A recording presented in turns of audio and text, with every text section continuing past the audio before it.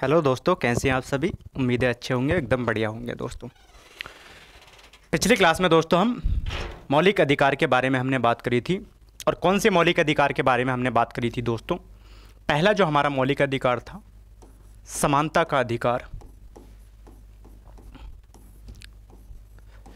समानता का अधिकार, इस पर हमने क्या है विस्तार पूर्वक चर्चा करी थी। और कहाँ से कहाँ तक दोस्तों इसका प्रावधान कर रखा। ये जो समानता का अधिकार है, इसका प्रावधान दोस्तों अनुच्छेद 14 से लेकर अनुच्छेद 18 तक इसका प्रावधान कर रखा है। यानी अनुच्छेद 14 से लेकर दोस्तों अनुच्छेद 18 तक समानता के अधिकार की बात की गई है। तो इस पर दोस्तों हमने क्या है आर्टिकल 14 को देखा, आर्टिकल 15 को देखा और आर्टिकल 16 को देखा दोस्तों। आर्टिकल 17 और 18 को हमने समानता के अधिकार के अंतर्गत पढ़ा था। आज जो हम बात करने वाले हैं दोस्तों, आज जिस पर हम बात करने वाले हैं वो क्या है दोस्तों, हमारा दूसरा मौलिक अधिकार है जिसको हम स्वतंत्रता का अधिकार कहते हैं। राइट टू फ्रीडम की बात करते हैं दोस्तों, किसकी, स्वतंत्रता के अधिकार की हम बात करते हैं। और इसका प्रावधान संविधान में कहां से कहां तक कर रखा है दोस्तों, अनुच्छेद 19 से लेकर अनुच्छेद 22 तक राइट टू फ्रीडम की बात कर रखी है दोस्तों। किसकी, स्वतंत्रता के अधिकार का प्रावधान कहां कर रखा है दोस्तों, अनुच्छेद 19 से लेकर अनुच्छेद 22 तक स्वतंत्रता के अधिकार का प्रावधान किया गया है। दोस्तों क्या है स्वतंत्रता के बारे में हम विस्तार पूर्वक चर्चा करेंगे। अनुच्छेद 19 की दोस्तों अगर हम बात करें तो अनुच्छेद 19 में क्या क्या प्रावधान कर रखे हैं। अनुच्छेद 19 में दोस्तों दो प्रावधान कर रखे हैं। यानी जब हम अनुच्छेद 19 को पढ़ते हैं दोस्तों तो अनुच्छेद 19 में दो प्रावधान कर रखे हैं। कौन कौन से कर रखे हैं दोस्तों, यानी अनुच्छेद 19 को हम दो पार्टों में डिवाइड करके पढ़ेंगे दोस्तों। पहला हमारा आ जाएगा दोस्तों अनुच्छेद 19 का क्लाउज 1। अनुच्छेद 19 के क्लाउज 1 में दोस्तों छह प्रकार की दोस्तों क्या है स्वतंत्रताएं हैं। यानी 6 प्रकार की स्वतंत्रताओं का प्रावधान कहाँ कर रखा है दोस्तों, अनुच्छेद 19 के क्लाउज 1 में कर रखा है। जबकि अनुच्छेद 19 के क्लाउज 2 की अगर हम बात करते हैं दोस्तों तो 19 के क्लाउज 2 में क्या प्रावधान कर रखा है दोस्तों, ये जो स्वतंत्रताएं हैं ये स्वतंत्रताएं दोस्तों एब्सोल्यूट नहीं है। एब्सोल्यूट नहीं है दोस्तों, यानी अत्यांतिक नहीं है। और इन पर क्या है दोस्तों प्रतिबंध लगा हुआ है, इन पे प्रतिबंध की बात करता है। यानी अनुच्छेद 19 की बात करते हैं तो अनुच्छेद 19 में क्या प्रावधान कर रखा दोस्तों, स्वतंत्रता का प्रावधान कर रखा। किसका, स्वतंत्रता का। किसकी बात की गई है दोस्तों, फ्रीडम की बात की गई है, राइट टू फ्रीडम की बात की गई है। यानी स्वतंत्रता के अधिकार का प्रावधान कहाँ कर रखा है दोस्तों, अनुच्छेद 19 में स्वतंत्रता के अधिकार की बात की गई है। और अनुच्छेद 19 को दोस्तों हम दो पार्टों में डिवाइड करके पढ़ते हैं। पहला हमारा आ जाता है 19 का क्लाउज 1, इसमें हम क्या है 6 प्रकार की स्वतंत्रताओं को देखेंगे, किस तरह की क्या है हमारी स्वतंत्रताएं हमें दोस्तों क्या है दी गई हैं संविधान के द्वारा। दूसरा, ये जो स्वतंत्रताएं दी गई हैं दोस्तों उस पर किस तरह से क्या है प्रतिबंध लगाया गया, रजिस्ट्रेक्शन लगाई गई है दोस्तों, उसका प्रावधान कहाँ किया गया है, उसका प्रावधान अनुच्छेद 19 के क्लाउज 2 में किया गया है। तो इन दो पार्टों में दोस्तों क्या है आर्टिकल 19 को हम क्या है डिवाइड करके पढ़ते हैं। सबसे पहले अगर हम बात करें तो दोस्तों किसका प्रावधान किया गया है, 19 के क्लाउज 1 के, किसकी बात करें दोस्तों, 19 के अनुच्छेद 19 के 1 का सब क्लाउज 1 की अगर हम बात करते हैं तो इसमें दोस्तों स्वतंत्रता की बात की गई है। और किसकी, भाषण व अभिव्यक्ति की स्वतंत्रता की बात की गई है। किसकी बात की गई है दोस्तों, भाषण व अभिव्यक्ति की स्वतंत्रता की बात की गई है। यानी कि हम दोस्तों क्या है भाषण के माध्यम से क्या है दोस्तों अपने विचारों को रख सकते हैं। जैसे मैं दोस्तों आपको पढ़ा रहा हूं तो ये क्या है भाषण की स्वतंत्रता है हमारे पास दोस्तों। मैं क्या है बोल सकता हूं और भाषण के माध्यम से क्या है आप अपने विचारों को दोस्तों आप तक क्या है पहुंचा रहा हूं। तो ये क्या है हमारे पास भाषण की स्वतंत्रता है। अभिव्यक्ति की यानी एक्सप्रेशन की स्वतंत्रता है दोस्तों। एक्सप्रेशन की स्वतंत्रता मतलब दोस्तों आप अपने विचारों को किसी भी माध्यम से रख सकते हैं। यानी आप अगर सिंगर हैं दोस्तों तो सिंगिंग के माध्यम से अपने विचारों को रख सकते हैं। दोस्तों आप डांसर हैं तो डांसिंग के माध्यम से रख सकते हैं। आप कवि हैं दोस्तों तो कविताओं के माध्यम से अपने विचारों को रख सकते हैं। आप लेखक हैं दोस्तों तो दोस्तों क्या है लिखने के माध्यम से अपने विचारों को अभिव्यक्त कर सकते हैं। और इसका सबसे अच्छा एग्जाम्पल दोस्तों अभी पीछे देखने को मिला था। आपने देखा होगा दोस्तों हिट एंड रन का कानून लागू हुआ था और उसमें क्या था, जो ड्राइवर लोग थे दोस्तों उन्होंने आंदोलन खड़ा कर दिया था, एक आंदोलन खड़ा कर दिया था। और उन्होंने किस माध्यम से किया था दोस्तों, उन्होंने जगह जगह क्या है ट्रकों को जाम कर दिया था, चक्का जाम कर दिया था। तो इसका मतलब यह है कि कोई व्यक्ति कोई प्रोफेशन कर रहा है तो उसके माध्यम से भी वो अपने विचारों को अभिव्यक्त कर सकता है दोस्तों। यानी उसे क्या है अभिव्यक्ति की आज़ादी दे रखी है, अभिव्यक्ति की स्वतंत्रता उसके पास दोस्तों है। तो अनुच्छेद 19 किस बात की बात करता है दोस्तों, अनुच्छेद 19 का क्लाउज 1 का सब क्लाउज 1 की बात करते हैं तो उसमें भाषण व अभिव्यक्ति की स्वतंत्रता का प्रावधान कर रखा। किसका दोस्तों, भाषण व अभिव्यक्ति की। यानी मैं अगर अपनी बात सरकार तक पहुंचाना चाहता हूं तो मेरे पास ऐसे अधिकार है दोस्तों, मेरे पास ये मेरा मौलिक अधिकार है कि मैं अपनी बात सरकार तक पहुंचा सकता हूं। किसके माध्यम से पहुंचा सकता हूं, भाषण के माध्यम से पहुंचा सकता हूं या फिर क्या है अभिव्यक्ति के माध्यम से मैं अपनी बात सरकार तक पहुंचा सकता हूं। मैं टीचर हूं तो दोस्तों क्या है टीचिंग के माध्यम से, कोई सिंगर है तो सिंगिंग के माध्यम से, कोई राइटर है तो दोस्तों राइटिंग के माध्यम से क्या है अपनी बात सरकार तक पहुंचा सकता है, या कोई डांसर है तो डांसिंग के माध्यम से। या ऐसा माना जाता है दोस्तों चुप रहकर भी आप अपनी बात दूसरों तक पहुंचा सकते हैं। आपने देखा होगा दोस्तों जैसे भूख हड़ताल की जाती है, हंगर स्ट्राइक किया, इसके माध्यम से भी आप अपने विचारों को अभिव्यक्त कर सकते हैं। यानी किसी भी माध्यम से क्या है अपने विचारों को आप अभिव्यक्त कर सकते हैं। और ये जो अभिव्यक्ति की आजादी है दोस्तों, स्वतंत्रता है, ये कौन देता है हमें, आर्टिकल 19 हमें क्या है प्रदान करता है दोस्तों। आर्टिकल 19 के अंतर्गत ही दोस्तों 19 के क्लाउज 1 के सब क्लाउज ए के अंतर्गत क्या आ जाता है दोस्तों, प्रेस की स्वतंत्रता आ जाती है।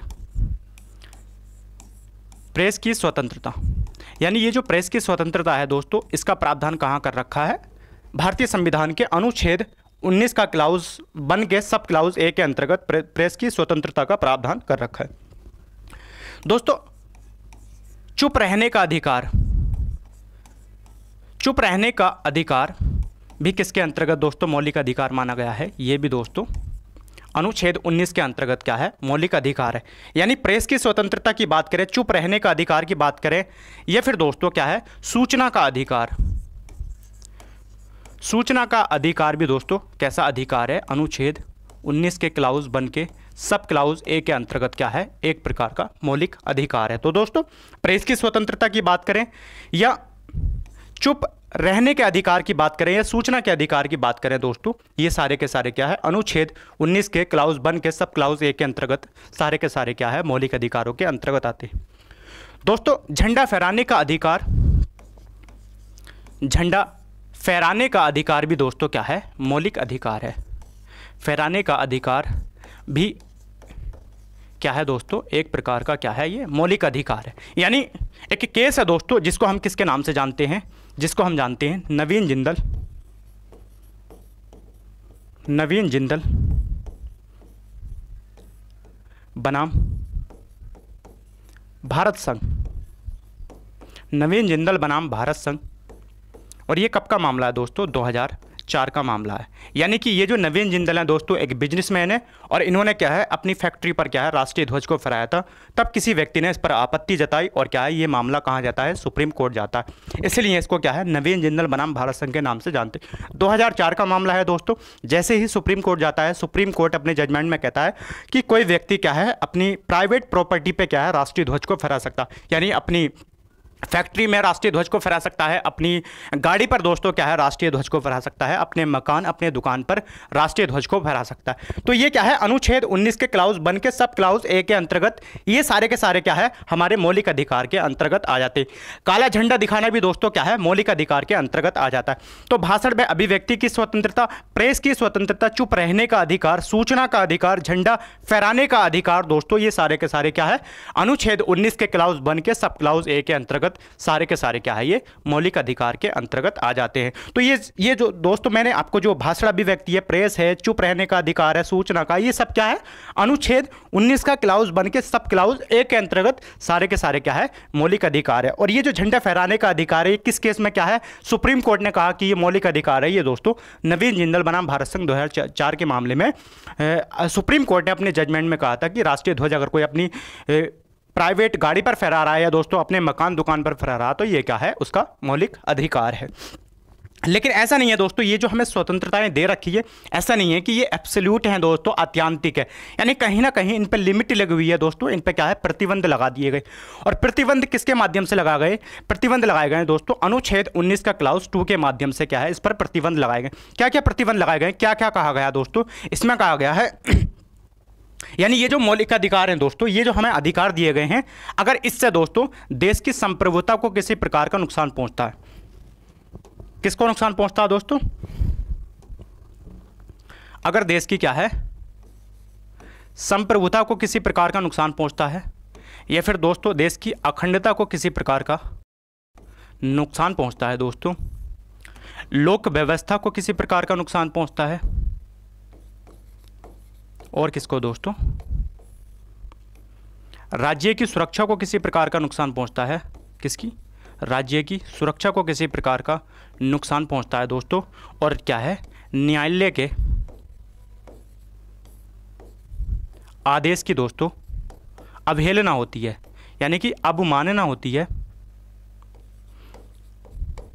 अवमानना होती है तो दोस्तों इनको क्या है कम किया जा सकता है। यानी एक तरफ तो हमें क्या है अधिकार दे रखे हैं दोस्तों, स्वतंत्रताएं दे रखी हैं हमें, और दूसरी तरफ उन पे क्या है दोस्तों प्रतिबंध लगा दिए गए कि अगर इनकी वजह से दोस्तों यानी आप जो है भाषण दे रहे हैं या अभिव्यक्ति की स्वतंत्रता है या प्रेस की स्वतंत्रता आपके पास है, ये चुप रहने का, ये सूचना का अधिकार है, झंडा फहराने का, अगर इनकी वजह से दोस्तों देश की संप्रभुता को किसी प्रकार का नुकसान पहुंचता है दोस्तों, देश की अखंडता यानी कोई ऐसे इस तरह के भाषण देता है कि हम भारत के टुकड़े करेंगे या भारत को अलग करेंगे, इस तरह के अगर कोई भाषण देता है तो दोस्तों उसको क्या है गिरफ्तार भी किया जाता है और दोस्तों उस पर क्या है मुकदमा भी चलता है। तो यानी कि इसको क्या है ये जो भाषण की आपको स्वतंत्रता दे रखी है उस पर क्या है एकदम से क्या है प्रतिबंध लगा दिया जाता है। जैसे लोक व्यवस्था को लॉ एंड ऑर्डर मेंटेन करने में दोस्तों किसी प्रकार की दिक्कत हो रही है, आपने देखा होगा जो धारा 144 होती है वो उसका आधार जो होता है वो दोस्तों क्या होता है, वही होता है कि आपको ये फ्रीडम तो दे रखी है दोस्तों, आज़ादी तो दे रखी है, लेकिन इन पर क्या है प्रतिबंध लगा दिए गए हैं कि अगर लोक व्यवस्था को किसी प्रकार का नुकसान होता है,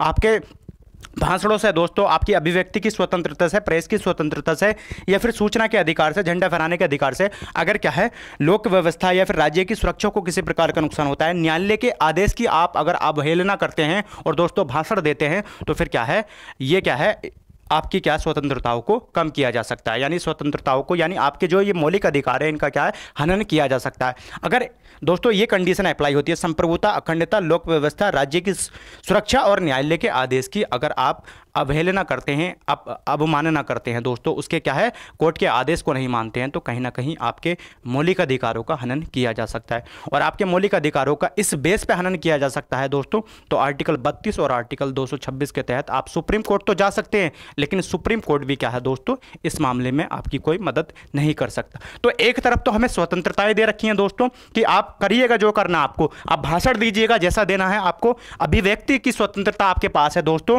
प्रेस की स्वतंत्रता आपके पास है, चुप रहने का अधिकार आपके पास है, सूचना का अधिकार है, झंडा फहराने का अधिकार है। लेकिन दूसरी तरफ कह दिया गया है कि यह अधिकार सीमित है, ऐसा नहीं है कि अनलिमिटेड अधिकार आपको दे दिए गए, अनलिमिटेड आज़ादी आपको दे दी गई है कि आपका जो मन करे वो करेंगे और हम क्या है आपके खिलाफ कुछ नहीं कर सकते। तो ये कहा गया है कि अगर आप ऐसा बेस हो जाता है, संप्रभुता को अगर खतरा होता है, किसी प्रकार का नुकसान होता है राज्य की सुरक्षा को, तो फिर क्या है हम बख्शेंगे नहीं आपको, छोड़ेंगे नहीं आपको। ये कौन कहता है, ये 19 का क्लाउज 2 कहता है दोस्तों, जो कि स्वतंत्रताओं पर क्या है प्रतिबंध की बात करता है। तो हमारा 19 के क्लाउज बन के अंतर्गत दोस्तों एक ही अगर हम बात करते हैं सब क्लाउज एक ही, तो इसमें क्या है स्वतंत्रताओं का प्रावधान कर रखा है। दूसरा आ जाता है दोस्तों, दूसरा हमारा अनुच्छेद आ जाता है, अनुच्छेद 19 का क्लाउज 1 का बी। और इसमें क्या प्रावधान कर रखा है दोस्तों, इसमें कहा गया है कि शांतिपूर्ण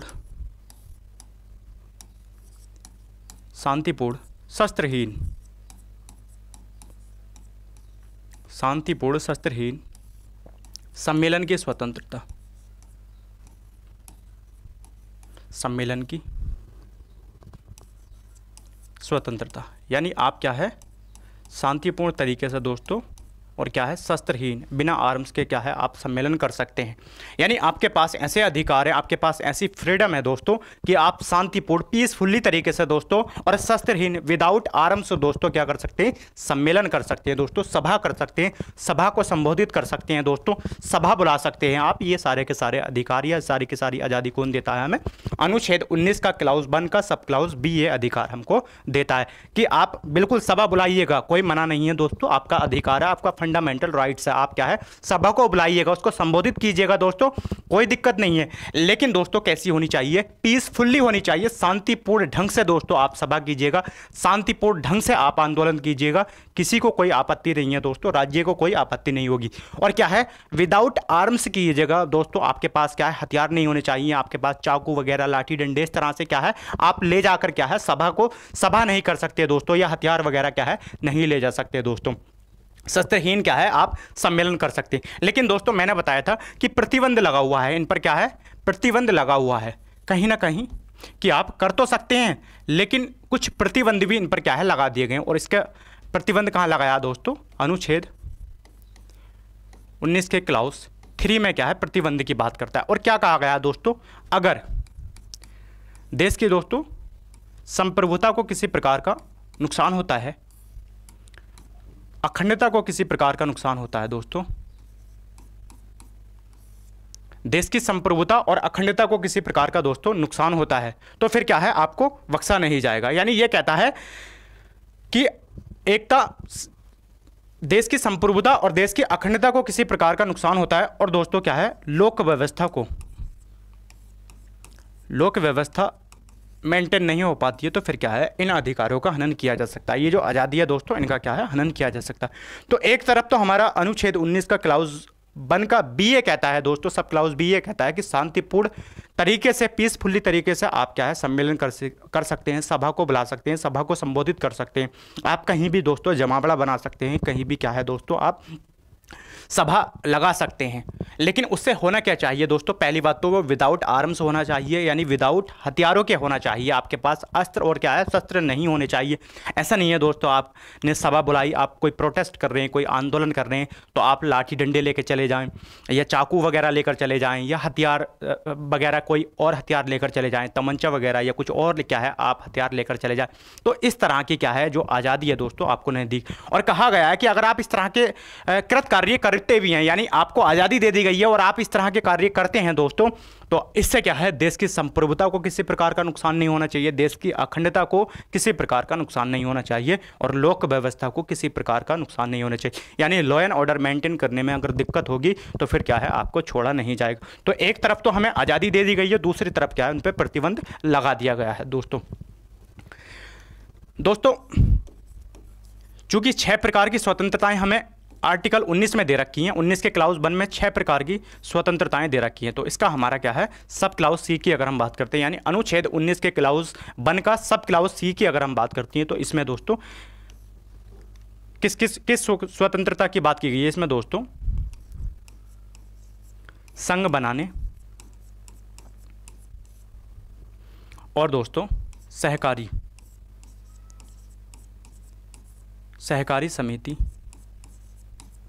समितियां बनाने की स्वतंत्रता है।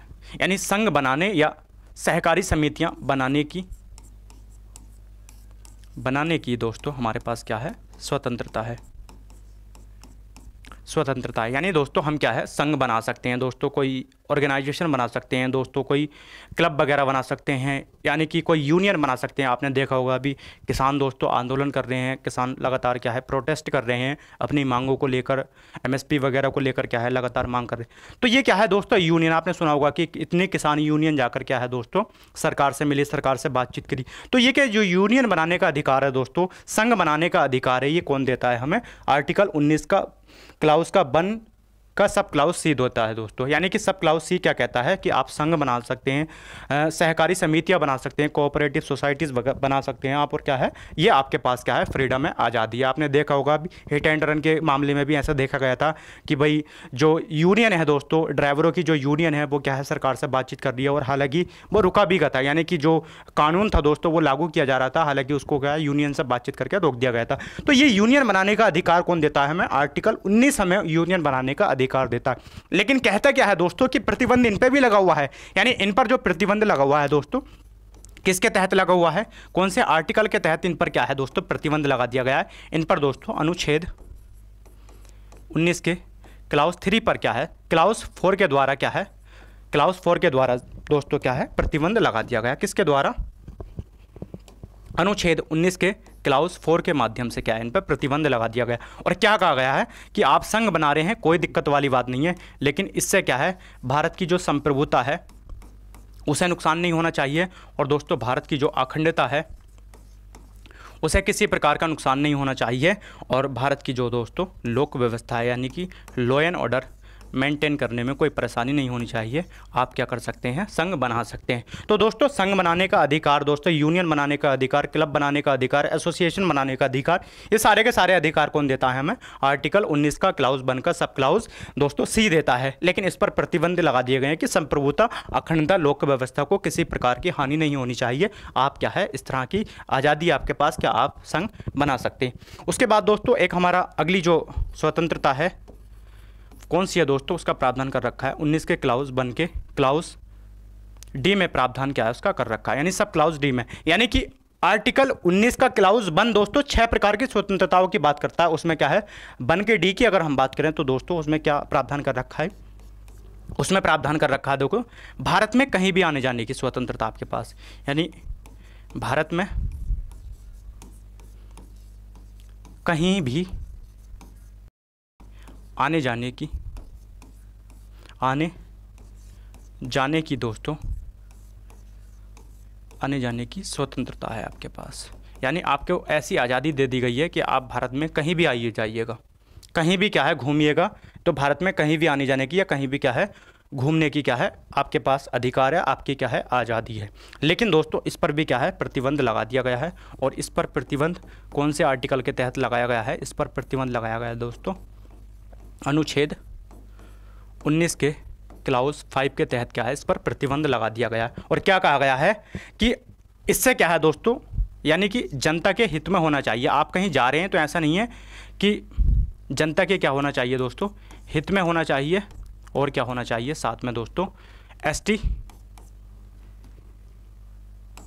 के लिए दोस्तों क्या होना चाहिए संरक्षण होना चाहिए, एसटी के लिए संरक्षण होना चाहिए। यानी आप अगर घूमने जा रहे हैं दोस्तों कहीं भी, आप कहीं घूमने जा रहे हैं दोस्तों तो ऐसा नहीं है कहीं पे जाके गंद फैला देंगे आप, यानी कि आप घूमने तो जा रहे हैं लेकिन ऐसा नहीं है कि कहीं पे गंद फैला देंगे, कहीं पे कुछ भी रील्स बनाने लगेंगे। ऐसा देखा गया दोस्तों, आपने देखा होगा कि कहीं पर भी क्या है गंद फैलाई जा रही है। आप पार्कों में चले जाइएगा वहीं पर गंद फैलाई जा रही है, आप कहीं भी चले जाइएगा। तो इससे ये कहा गया है कि आप भारत में कहीं भी आ जा सकते हैं, कहीं भी घूम सकते हैं, ये आपकी फ्रीडम है दोस्तों। आप कहीं भी घूमिएगा पूरे भारत में, विदेश की बात नहीं की गई है दोस्तों, ये भारत की बात की जा रही है कि आप भारत में जहां मन करिएगा वहां घूमिएगा। लेकिन आप क्या है जनता के हित में, यानी कि ये जो आपका घूमना है दोस्तों, घूमना फिरना जनता के हित में होना चाहिए, इससे जनता को किसी प्रकार का नुकसान नहीं होना चाहिए। और दूसरी बात दोस्तों जो शेड्यूल ट्राइबल्स एरियाज़ हैं उनको संरक्षण होना चाहिए, यानी कि उनका जो कल्चर है दोस्तों, उनका कल्चर थोड़ा अलग कल्चर है दोस्तों, तो उनके कल्चर को आपके घूमने फिरने से क्या है किसी प्रकार का नुकसान नहीं होना चाहिए। आपने देखा होगा कि कोई ऐसा मान लीजिएगा टिकटॉकर गया या फिर कोई दोस्तों यूट्यूबर चला गया और जाके वहाँ जाके क्या है गंद फैलाने लगा, एसटी एरियाज़ में क्या है गंद फैलाने लगा। अब उनका कल्चर तो अलग है और हमारा कल्चर क्या है अलग है, अब वहाँ जाके गंद फैला रहे हैं दोस्तों, या फिर उनके क्या है कल्चर को क्या है दोस्तों दिखा रहे हैं, तो कहीं ना कहीं क्या है उनके कल्चर पे इस तरह के क्या है मतलब नुकसानदेह है दोस्तों, नुकसान क्या है हो सकता है उनके कल्चर को। तो ये कहा गया कि भाई आप भारत में कहीं भी आ जाइएगा, कहीं भी घूमिएगा, तो लेकिन आप क्या है ध्यान रखेंगे किन बातों का, एक तो जनता के हित में होना चाहिए आपके घूमना, और दूसरा क्या है एसटी एरियाज़ के क्या है संरक्षण की बात की गई है, एसटी के जो लोग होते हैं उनके संरक्षण की बात की गई है कि भाई उनको भी किसी प्रकार का, उनकी संस्कृति को किसी प्रकार का आपके घूमने से क्या है नुकसान नहीं होना चाहिए। बाकी आप कहीं भी गंद फैलाइएगा, किसी को कोई आपत्ति नहीं है। अगले अगर अनुच्छेद की बात करते हैं दोस्तों, हमारी अगले अनुच्छेद में क्या प्रावधान कर रखा है, अगले में दोस्तों कहा गया है कि भारत में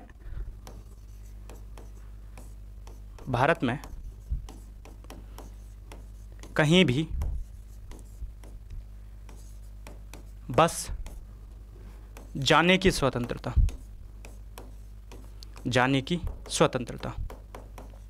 यानी आप पहले तो भारत में कहीं भी घूमिएगा, फिर क्या है, भारत में कहीं भी बस जाने की स्वतंत्रता है। आप ऐसा नहीं है कि आप उत्तर प्रदेश में रह रहे हैं तो दिल्ली में नहीं रह सकते, बिल्कुल आप रह सकते हैं दोस्तों, दिल्ली में रह सकते हैं, आप उत्तराखंड में रह सकते हैं, आप दोस्तों महाराष्ट्र में रह सकते हैं, मध्य प्रदेश में, आपका जहां मन करे वहां रहिएगा आप। यानी कि आपका जहां मन करे, आप उत्तर प्रदेश में रह रहे हैं तो दिल्ली में रहिएगा, आप मध्य प्रदेश में रहिएगा जाके, या बम्बई में रहिएगा जाके, आपका जहां दिल करे वहां क्या है, आप बस सकते हैं। यानी भारत में कहीं भी बस जाने की या क्या है, निवास करने की आपके पास क्या है, फ्रीडम, आज़ादी है दोस्तों। लेकिन इसके पास भी, इस पर भी क्या है दोस्तों, प्रतिबंध लगा दिया गया है। किसके लिए? कि आपका जो रहना है दोस्तों जनता के हित में होना चाहिए। और किस में प्रतिबंध है दोस्तों? आर्टिकल जो 15 अनुच्छेद 19 का क्लाउज 5 है दोस्तों, इसमें ही क्या है, प्रतिबंध लगा दिया गया है। यानी इसमें क्या कहा गया कि जनता के हित में होना चाहिए और एसटी के लिए क्या है, संरक्षण आपको क्या है करना चाहिए। यानी एसटी का भी ख्याल आपको रखना पड़ेगा। आप एसटी एरियाज़ में जाकर नहीं बच सकते। कुछ क्षेत्र दोस्तों ऐसे संरक्षित क्षेत्र कर दिए गए हैं कि वहाँ जाकर क्या है, आप नहीं रह सकते, या आप वहाँ जाके घूमे न भी जाएंगे तो आपको क्या है दोस्तों, परमिशन लेनी पड़ेगी। विदाउट परमिशन क्या है, आप वहाँ पर नहीं जा सकते। तो ये कहा गया है कि भाई भारत में कहीं भी आइए जाइएगा, कोई दिक्कत नहीं है, और भारत में कहीं भी बच जाइएगा तब भी कोई दिक्कत नहीं है। लेकिन आप क्या है, जनता के हित में होना चाहिए और एसटी के लिए क्या है, संरक्षण आपको क्या है, प्रदान होना चाहिए। ये सारी बातें क्या है, कहाँ क्या दी गई है, 19 के क्लाउज 1 के सब क्लाउज ई में ये बात कही गई है दोस्तों। इसके बाद दोस्तों हमारा अगला है अनुच्छेद 19 का क्लाउज 1 का सब क्लाउज एफ। और इसमें क्या प्रावधान किया गया है दोस्तों? इसमें कहा गया है कि ये जो संपत्ति का अधिकार है, यानी हमको क्या दे दी गई थी दोस्तों, पहले संपत्ति की स्वतंत्रता, किसका प्रावधान किया गया दोस्तों? इसमें संपत्ति की स्वतंत्रता का प्रावधान किया गया। और आपको पता होना चाहिए दोस्तों, यानी अगर हम अनुच्छेद 19 की बात करें तो मूल संविधान में 7 प्रकार की स्वतंत्रताएं थी, लेकिन वर्तमान समय में कितने प्रकार की स्वतंत्रताएं हैं? 6 प्रकार की स्वतंत्रता। तो ये जो संपत्ति की स्वतंत्रता है दोस्तों, इसको समाप्त कर दिया गया है। और कौन से संविधान संशोधन के माध्यम से इसको समाप्त किया गया है? इसको दोस्तों 44वां संविधान संशोधन किया गया था 1978 में। कब किया गया था दोस्तों? 1978 में किया गया था। और 1978 के माध्यम से, यानी 44वें संविधान संशोधन के माध्यम से ये जो संपत्ति का अधिकार है दोस्तों, इसको कैसा अधिकार बना दिया गया है? इसको विधिक अधिकार बना दिया गया है, या लीगल राइट्स क्या है दोस्तों, इसको बना दिया गया है। और कहाँ पर शामिल कर दिया गया दोस्तों? इसको अनुच्छेद, यानी संविधान के भाग 12 के अंतर्गत अनुच्छेद 300 के का या ए में क्या है, इसको दोस्तों अब शामिल कर दिया गया। यानी पहले क्या है, 7 प्रकार की स्वतंत्रताएं थी, लेकिन अब 6 प्रकार की स्वतंत्रता है। क्योंकि ये जो संपत्ति की स्वतंत्रता है दोस्तों, 44वें संविधान संशोधन 1978 के माध्यम से इसको क्या बना दिया गया है दोस्तों? विधिक अधिकार बना दिया गया, लीगल राइट इसको बना दिया गया। और कहाँ पर शामिल कर दिया गया? अनुच्छेद 300 के का के अंदर क्या है दोस्तों, इसको शामिल कर दिया गया है। 300 के ए के अंतर्गत इसको क्या है, शामिल कर दिया गया है दोस्तों। अगली जो स्वतंत्रता है दोस्तों, उसका प्रावधान कहाँ कर रखा है? उसका प्रावधान कर रखा है दोस्तों अनुच्छेद 19 का क्लाउज 1 के सब क्लाउज जी के अंतर्गत इसका प्रावधान कर रखा है। और इसमें क्या कहा गया दोस्तों? इसमें कहा गया कि भारत में कहीं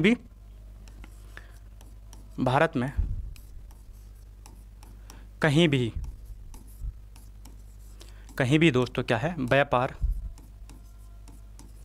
करने की स्वतंत्रता, क्या है, व्यापार करने की स्वतंत्रता। यानी आपके पास ऐसी आज़ादी है, ऐसी फ्रीडम है दोस्तों कि आप भारत में, पूरे भारत में कहीं भी आप व्यापार कर सकते हैं दोस्तों।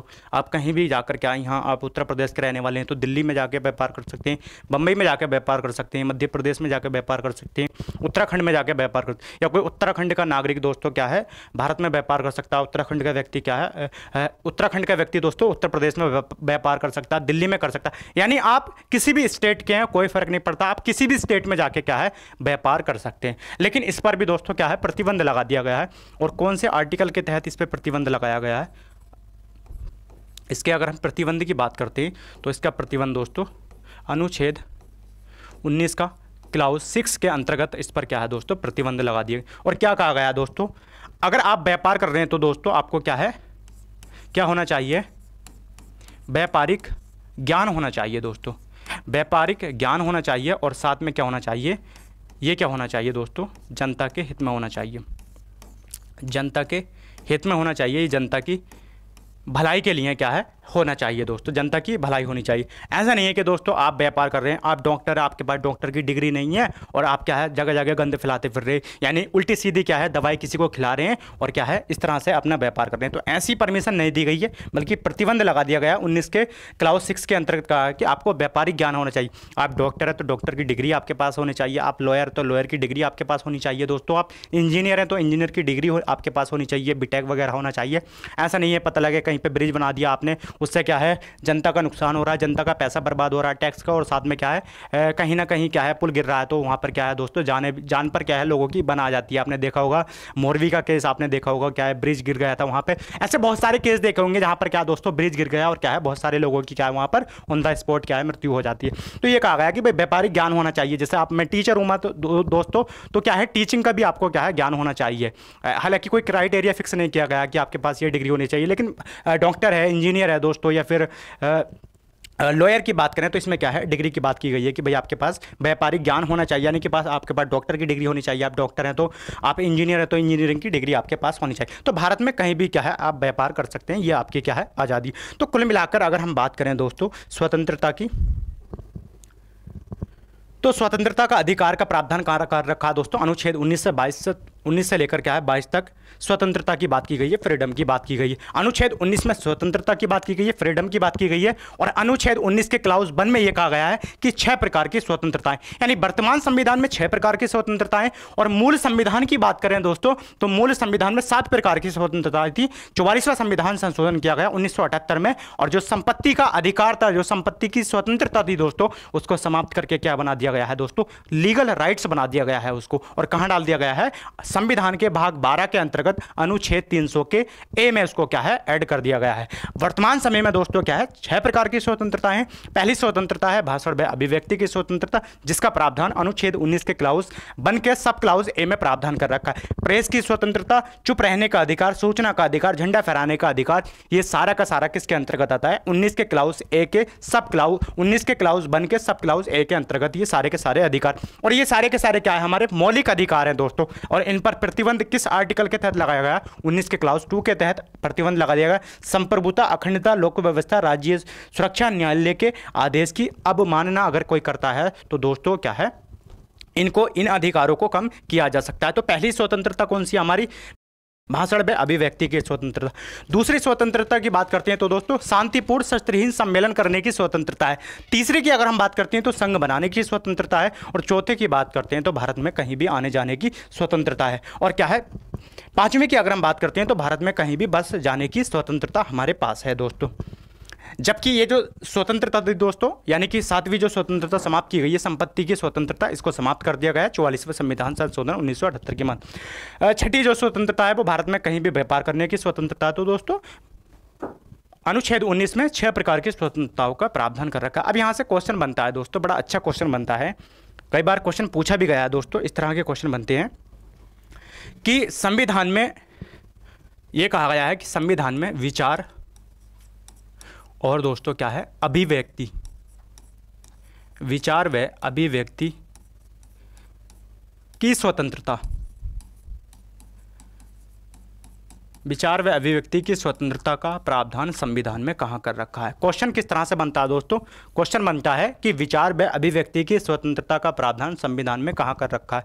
जब दोस्तों मैं एमसीक्यू लगवाऊंगा तो बड़े बेहतरीन बड़े अच्छे क्वेश्चन क्या है आपको प्रोवाइड कराऊंगा। तो ये क्वेश्चन है दोस्तों कि विचार और अभिव्यक्ति की स्वतंत्रता का प्रावधान कहाँ कर रखा है, और ऑप्शन है दोस्तों इसमें प्रस्तावना, प्रस्तावना है दोस्तों, और बी ऑप्शन है इसका मौलिक अधिकार, मौलिक अधिकार, और सी ऑप्शन है इसका दोस्तों मौलिक कर्तव्य, मौलिक कर्तव्य, और डी ऑप्शन है इसका दोस्तों ए बी दोनों। अब दोस्तों इस तरह के क्या है क्वेश्चन पूछे जाते हैं, आप देखेंगे आने वाले समय में इस तरह के क्वेश्चन पूछे जा रहे हैं दोस्तों, और इस तरह के क्वेश्चन ही पूछे जाएंगे, कूट के माध्यम से या इस तरह के क्वेश्चन ही पूछे जाते हैं दोस्तों। तो ये कहा गया है कि विचार व अभिव्यक्ति की स्वतंत्रता का प्रावधान संविधान में कहाँ कर रखा है, प्रस्तावना में कर रखा है, मौलिक कर्तव्यों में कर रखा है, या मौलिक अधिकारों में कर। हालांकि मौलिक कर्तव्य दोस्तों मैंने आपको पढ़ाया नहीं है इसलिए, लेकिन प्रस्तावना और मौलिक अधिकार मैंने आपको पढ़ा दिए हैं। ऐसा मान लीजिएगा दोस्तों, क्या है, हम चल ही रहे हैं मौलिक अधिकारों पे। तो ये क्या है दोस्तों, विचार मैंने आपको बताया था कि भारतीय संविधान की प्रस्तावना में भी स्वतंत्रताओं की बात की गई है। 5 प्रकार की स्वतंत्रताएं वहां पे दे रखी हैं और मौलिक अधिकारों में 6 प्रकार की स्वतंत्रताएं दे रखी हैं। तो ये जो विचार और अभिव्यक्ति की स्वतंत्रता है दोस्तों, ये कहाँ पढ़ाई गई है, आपको प्रस्तावना के अंतर्गत पढ़ा दी गई है, और आर्टिकल क्या है, ये 19 के अंतर्गत पढ़ाई गई है। तो इसका हमारा करेक्ट आंसर क्या हो जाएगा, ए बी क्या है, दोनों हो जाएगा। तो इस तरह के क्वेश्चन क्या है, आगे चल के दोस्तों हम जब प्रैक्टिस साइड लगवाएंगे तो बड़े बेहतरीन क्वेश्चन क्या है आपके समक्ष रखे जाएंगे दोस्तों। अगला दोस्तों, स्वतंत्रता के अधिकार के अंतर्गत हमारा अगला आर्टिकल है दोस्तों अनुच्छेद 20। किसकी बात करेंगे दोस्तों, अनुच्छेद 20 की बात करेंगे। और अनुच्छेद 20 को भी दोस्तों क्या है, हम 3 पार्टों में डिवाइड करके पढ़ेंगे। कितने पार्टों में डिवाइड करके पढ़ेंगे दोस्तों, अनुच्छेद 20 को 3 पार्टों में डिवाइड करके पढ़ेंगे दोस्तों। यानी अनुच्छेद 20 की अगर हम बात करते हैं दोस्तों, तो अनुच्छेद 20 में क्या प्रावधान कर रखा है, अनुच्छेद 20 में दोस्तों जो आपराधिक मामले में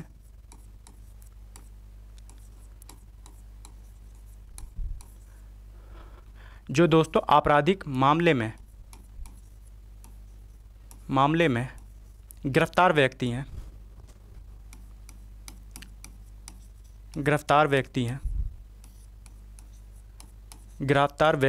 दोस्तों, गिरफ्तार व्यक्ति के अधिकारों के संरक्षण की बात की गई है दोस्तों। किसकी बात की गई है, संरक्षण की बात की गई है। यानी कि जो आपराधिक मामले में दोस्तों गिरफ्तार व्यक्ति हैं उनके संरक्षण की बात की गई है, उनके अधिकारों की बात की गई है। यानी जो व्यक्ति, जैसे मान लीजिएगा दोस्तों आप या हम कोई अपराध कर देते हैं, तो हम अपराध करने के बाद दोस्तों कहाँ चले जाते हैं, जेल में चले जाते हैं। और जाने के बाद दोस्तों कुछ हमारे अधिकार होते हैं, तो उन अधिकारों का ख्याल रखा जाएगा, उन अधिकारों को संरक्षित किया जाएगा। और कौन से आर्टिकल में उन अधिकारों को संरक्षित किया गया है, यानी उन अधिकारों का ख्याल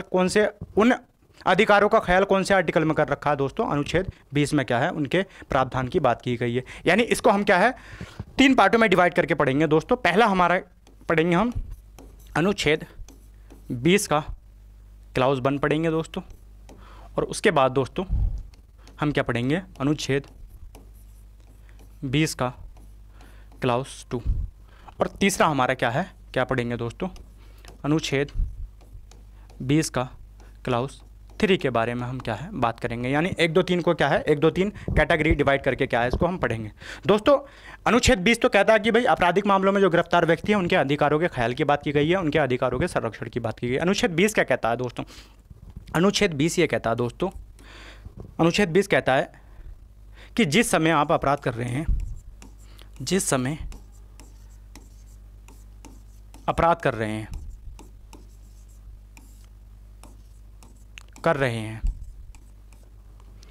उसी समय जो कानून दोस्तों, या जो विधि, कानून की बात करें या विधि की बात करें, विधि लागू है दोस्तों, तो किया जाएगा, दंड का प्रावधान किया जाएगा या सजा का प्रावधान किया जाएगा। यानी इसका मतलब क्या है दोस्तों, अनुच्छेद 20 का क्लाउज 1 ये कहता है कि कोई व्यक्ति जिस समय अपराध कर रहा है उसी समय जो विधि लागू है, जो कानून लागू है, उसी के हिसाब से सजा का प्रावधान किया जाएगा। इसका मतलब क्या हुआ दोस्तों, इसका मतलब ये हुआ, इसका सबसे बड़ा एग्जाम्पल दोस्तों हम क्या लेते हैं, एक अभी कानून पास किया गया जिसको हम किस नाम से जानते हैं, हिट एंड रन के नाम से जानते हैं। यानी आपने देखा होगा अभी पीछे जनवरी में दोस्तों काफ़ी प्रोटेस्ट भी हुआ था, आंदोलन भी ड्राइवरों ने काफ़ी किया था इस पर। ये जो दोस्तों आंदोलन हुआ था ये किस पर हुआ था, हिट एंड रन के केस पर हुआ था।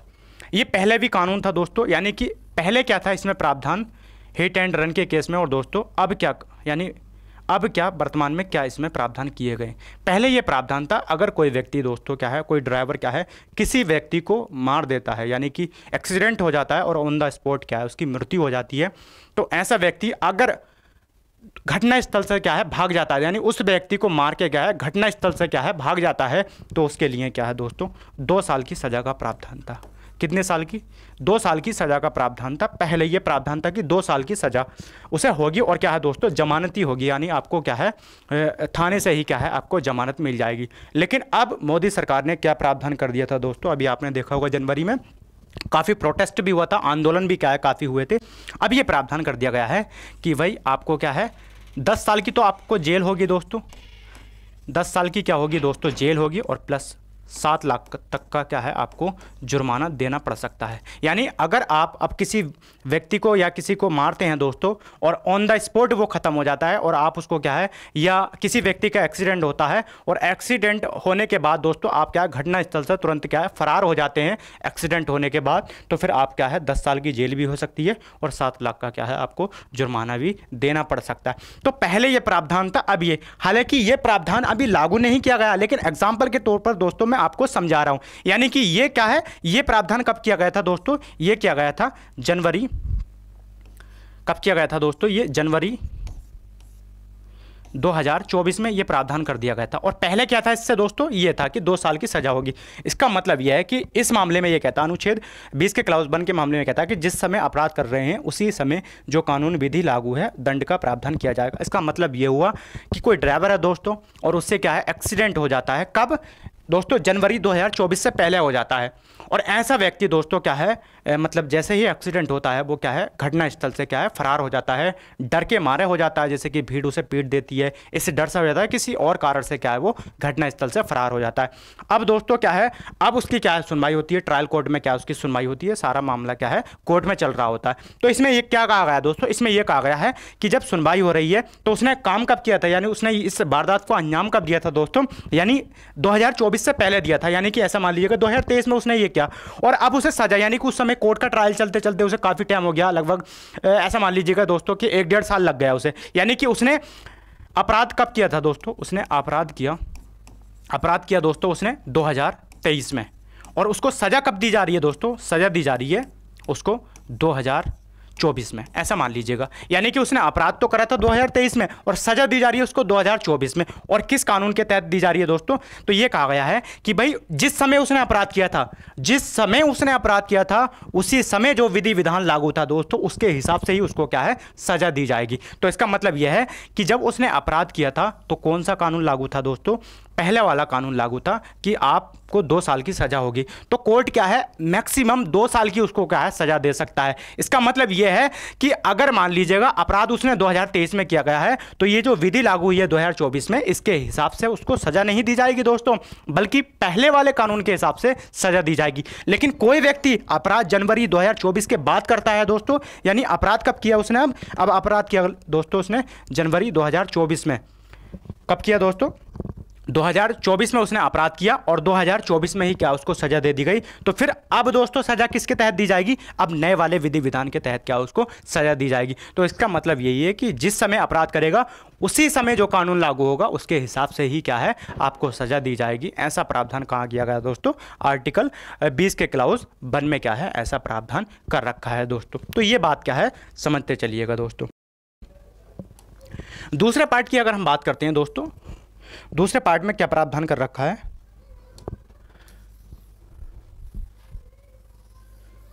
दूसरे पार्ट में इसके क्या प्रावधान कर रखा है दोस्तों,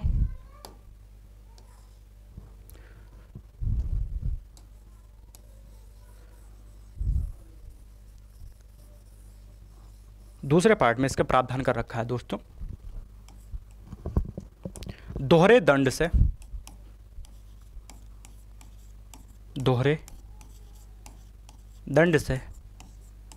संरक्षण, दोहरे दंड से संरक्षण। यानी इसका मतलब यह कहा है कि अगर कोई व्यक्ति दोस्तों एक अपराध करता है, इसका मतलब क्या है दोहरे दंड से संरक्षण, इसका मतलब यह है कि अगर कोई व्यक्ति एक अपराध करता है दोस्तों तो उसको एक ही सजा दी जाएगी, एक अपराध के लिए 2-2 सजाएं उसको नहीं दी जाएंगी। कोई व्यक्ति एक अपराध कर रहा है तो एक बार सजा मिलेगी, 2 बार उसको क्या है सजा नहीं मिलेगी। और इसका सबसे अच्छा एग्जाम्पल दोस्तों कहाँ देखने को मिलता है, आपको पता होना चाहिए दोस्तों, 21 मई 1991 को लिट्ठे आतंकवादियों के द्वारा क्या है पूर्व प्रधानमंत्री राजीव गांधी की क्या कर दी जाती है दोस्तों, हत्या कर दी जाती है। किसकी, राजीव गांधी की। कब कर दी जाती है दोस्तों, ये कर दी जाती है 1991 में। ट्रायल कोर्ट में दोस्तों मुकदमा चलता है। ट्रायल कोर्ट दोस्तों 1994 में दोस्तों इनको क्या कर देता है, फांसी की सज़ा सुना देता है। जब इनको ट्रायल कोर्ट में फांसी की सज़ा सुना दी जाती है 1994 में, तो दोस्तों ये क्या है, हाई कोर्ट में अपील करते हैं। ये क्या है, मद्रास हाई कोर्ट में अपील करते हैं, क्योंकि तमिलनाडु में दोस्तों क्या है, इनकी गोली मारकर हत्या कर दी गई थी। इनको क्या है, RDX से दोस्तों क्या है, उड़ा दिया गया था। तो इनकी क्या है, ऑन द स्पॉट क्या है, मृत्यु हो गई। तो 1998 में दोस्तों क्या है, ये ट्रायल कोर्ट में क्या है दोस्तों, 1998 में मद्रास हाई कोर्ट में दोस्तों, मद्रास हाई कोर्ट में क्या चलता है दोस्तों, मुकदमा चलता है। यानी कि मद्रास हाई कोर्ट में ये अपील कर देते हैं और मद्रास हाई कोर्ट भी क्या है, इनकी फांसी को बरकरार रखता है। उसके बाद दोस्तों ये कहाँ जाते हैं, सुप्रीम कोर्ट जाते हैं। सुप्रीम कोर्ट दोस्तों कब जाते हैं, ये 2004 में कहाँ जाते हैं दोस्तों, ये इसके खिलाफ कहाँ जाते हैं, सुप्रीम कोर्ट जाते हैं। और सुप्रीम कोर्ट भी क्या है, इनकी फांसी को बरकरार रखता है। इसके बाद दोस्तों आर्टिकल है एक हमारा अनुच्छेद 72, और अनुच्छेद 72 कहता है कि भाई आप राष्ट्रपति के पास जाते हैं। राष्ट्रपति के पास क्या है, अनुच्छेद 72 के तहत क्या प्राप्त है, क्षमादान की शक्तियाँ प्राप्त है। यानी किसी व्यक्ति को क्या है, वो क्षमा कर सकता है, मर्सी पिटिशन क्या है वो डाल सकता है कोई व्यक्ति अनुच्छेद 72 के तहत। तो ये जो लोग होते हैं दोस्तों कहाँ जाते हैं, इनके जो वकील होते हैं कहाँ जाते हैं दोस्तों, अनुच्छेद 72 के तहत राष्ट्रपति के पास जाते हैं। और राष्ट्रपति के पास क्या है, मर्सी पिटिशन क्या है डाल देते हैं, क्षमा याचना क्या है डाल देते हैं। राष्ट्रपति दोस्तों क्या है, हाँ ना करने में क्या है, 2011 में क्या है, हाँ ना करता है और कहता है कि भाई इनकी जो फांसी है उस फांसी को क्या है, बरकरार रखना चाहिए। यानी इनको क्या होनी चाहिए, फांसी होनी चाहिए, ऐसा प्रावधान कर दिया गया था। कब, 2011 में। यानी कि इसमें यह कहा गया कि भाई एक व्यक्ति है, उसने 1991 में क्या है, किसी को मारा, और मारने के बाद 1994 में उसको फांसी हो गई। फिर क्या है, उसने मद्रास हाई कोर्ट में अपील करी। 1998 में मद्रास हाई कोर्ट ने भी कहा कि भाई इनको फांसी होनी चाहिए, अगर इनको फांसी नहीं होगी तो किसी को फांसी नहीं होगी। फिर 1998 की अगर हम बात करते हैं, मद्रास हाई कोर्ट ने कहा कि भाई इनको फांसी होनी चाहिए, क्योंकि गुनाहगार हैं दोस्तों, आतंकवादी ग्रुप है दोस्तों, इनको तो फांसी जरूर होनी चाहिए। 2004 में सुप्रीम कोर्ट ने भी कहा कि भाई इन बंदों को फांसी ही होनी चाहिए, इन्होंने क्या है, इतना संगीन अपराध कराया कि इनको फांसी होनी चाहिए। 2004 में क्या, ये राष्ट्रपति के पास आते हैं, इनके जो वकील होते हैं। 2011 में राष्ट्रपति भी फाइनल डिसीजन दे देता है और कहता है कि भाई इनको फांसी होनी चाहिए, ऐसे अपराधियों को बख्शा नहीं जाना चाहिए। लेकिन दोस्तों इनके जो वकील होते हैं वो इसे ही बेस बनाकर क्या है, किसको, आर्टिकल 20 के क्लाउज 2 को बेस बनाकर दोस्तों दोबारा कहां चले जाते हैं, वो दोबारा चले जाते हैं दोस्तों मद्रास हाई कोर्ट में। और मद्रास हाई कोर्ट में अपील करते हैं और आधार किसको बनाते हैं, अनुच्छेद 20 के क्लाउज 2 को बनाते हैं। कि वो ये कहते हैं कि भाई एक तरफ तो आप ये कह रहे हैं कि आप एक व्यक्ति एक अपराध करेगा तो उसे क्या है, मतलब एक अपराध की सजा 2 बार नहीं दी जाएगी, यानी दोहरे दंड से आप उसका क्या है, संरक्षण कर रहे हैं। अब इन लोगों का क्या कसूर था दोस्तों, इन्होंने अपराध तो एक बार किया, अब इनको सजा क्या है, 2 बार दी गई। इसमें क्या है, इन्होंने मद्रास हाई कोर्ट में इस बात को लेकर क्या है, अपील कर दी। और मद्रास हाई कोर्ट ने दोस्तों क्या है, अपने डिसीजन में कहा कि बात आप बिल्कुल सही कह रहे हैं, और इनकी क्या है, जो फांसी की सजा थी दोस्तों, उसको क्या है, रद्द कर दिया गया था पूरी तरह से। क्यों कर दिया गया था, क्योंकि दोस्तों 1994 में जब इनको फांसी हो जाती है, तो फिर 1998 में ये मद्रास हाई कोर्ट जाते हैं दोस्तों, वो भी बरकरार रखता है। 2004 दोस्तों यानी कि सुप्रीम कोर्ट भी बरकरार रखता है। लेकिन राष्ट्रपति को ऐसी कौन सी दिक्कतों का सामना करना पड़ा था कि 2004 से लेकर 2011 तक यही हाँ ना करने में दोस्तों क्या है, काफ़ी टाइम, लगभग 7 साल का टाइम लगा दिया। तो ऐसे राष्ट्रपति की ऐसी क्या परेशानियां थी कि हाँ ना में ही 7 साल का लगा, यानी कि ये पिछले लगभग 20 साल से ये लोग क्या है, मानसिक रूप से प्रताड़ित हो रहे थे। और पिछले 17 साल की अगर हम बात करें तो इन्हें इस बात की दहशत थी कि भाई अब हमें फांसी होगी, अब हमें फांसी होगी। इसका मतलब यह है कि पिछले 20 साल से तो ये जेल में क्या है, पड़े थे, जेल में क्या है, सड़ रहे थे, और अब दोस्तों क्या है, इनको फांसी होगी। इसका मतलब यह है कि 20 साल और प्लस क्या है, अब इनको फांसी भी होगी। तो सजा मतलब अपराध तो इन्होंने एक किया था, लेकिन अब इनको क्या सजा 2 दी जा रही है। कि पहले सजा तो ये हो गई कि पिछले 20 सालों से ये जेल में पड़े हैं, और दूसरी सजा ये हो गई कि दोस्तों इनको अब फांसी दी जा रही है। तो इसका मतलब यह है कि इसमें यह प्रावधान कर दिया गया है कि भाई अगर कोई व्यक्ति एक अपराध करेगा तो सजा उसको 1 बार दी जाएगी, 2 बार क्या उसको सजा नहीं दी जाएगी। तीसरे की अगर हम बात करते हैं दोस्तों, तीसरे में क्या प्रावधान कर दिया गया है, तीसरे में प्रावधान कर दिया गया है दोस्तों, स्वयं के विरुद्ध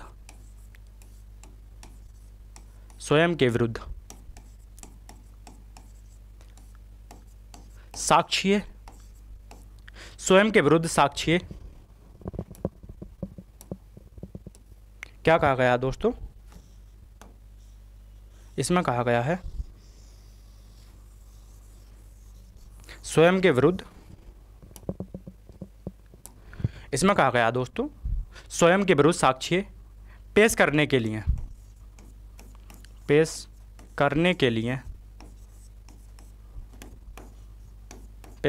लिए बाध्यकारी नहीं किया जाएगा। क्या नहीं किया जाएगा दोस्तों? बाध्यकारी नहीं किया जाएगा। यानी किसी भी अपराधी को उसके खुद के विरुद्ध क्या है, साक्ष्य पेश करने के लिए बाध्यकारी नहीं किया जाएगा। यानी कि आप अपराध करते हैं या मैं अपराध करता हूं तो दोस्तों मुझे खुद के विरुद्ध साक्ष्य पेश करने के लिए बाध्यकारी नहीं किया जाएगा। मुझसे पुलिस डंडे मारकर या पीट कर दोस्तों मुझसे ये नहीं कह सकते कि आप अपने विरुद्ध क्या है साक्ष्य पेश करिएगा।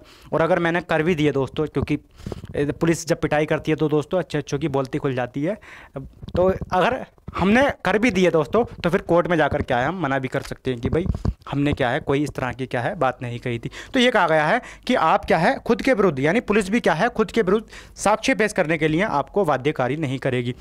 और जैसे दोस्तों आपने देखा होगा कि भाई ये नारकोटिक्स वगैरह जो टेस्ट होते हैं ये क्या होते हैं दोस्तों, ये जैसे कि आपने देखा होगा पॉलीग्राफ वगैरह होता है, या फिर जैसे देखा होगा दोस्तों जीन प्रिंटिंग होती है या DNA टेस्ट वगैरह होता है। तो इस मामले में दोस्तों क्या है एक केस है जिसको हम सेल्वी बनाम कर्नाटक राज्य के नाम से जानते हैं। किसके नाम से जानते हैं? सेल्वी बनाम कर्नाटक राज्य 2010 का मामला है। इसमें कहा गया है कि अगर कोई व्यक्ति दोस्तों अपराध करता है तो उसको नारकोटिक्स टेस्ट वगैरह पॉलीग्राम या जीन प्रिंटिंग क्या है उसके साथ नहीं की जाएगी। किसमें? सेल्वी केस में ये कहा गया था 2010 में, सुप्रीम कोर्ट ने मना कर दिया था। लेकिन ये कहा गया कि भाई अगर सुप्रीम कोर्ट ने कहा था कि अगर अपराध संगीन होगा, महिलाओं के साथ अपराध किया है आपने या नाबालिग लड़कियों के साथ अगर आप अपराध करते हैं या देश की संप्रभुता के साथ खिलवाड़ करते हैं, अखंडता के साथ खिलवाड़ कर सकते हैं, तो इस तरह के टेस्ट क्या है आप पर किए जा सकते हैं। तो अनुच्छेद 20 3 बातों का प्रावधान करता है। पहला कहता है कि भाई जिस समय अपराध होगा उस समय जो विधि विधान लागू होगा उसी के हिसाब से सजा दी जाएगी। दूसरा कहता है कि भाई एक व्यक्ति अगर एक अपराध करेगा तो उसे एक अपराध की सजा दी जाएगी, यानी एक व्यक्ति को एक अपराध के लिए 2 बार सजा नहीं दी जाएगी। और तीसरा कहता है कि किसी भी अपराधी को उसके खुद के विरुद्ध साक्ष्य पेश करने के लिए बाध्यकारी नहीं किया जाएगा दोस्तों। लेकिन अपराध अगर उसका संगीन है तो फिर क्या है किया जा सकता है कि नारकोटिक्स टेस्ट वगैरह किया जा सकता है, पॉलीग्राफ यानी झूठ बोलने वाली जो मशीन होती है वो क्या है उस तरह से किया, जीन प्रिंटिंग या DNA टेस्ट वगैरह क्या है उसका किया जा सकता है। तो दोस्तों बने रहिएगा, मिलते हैं अगली क्लास में।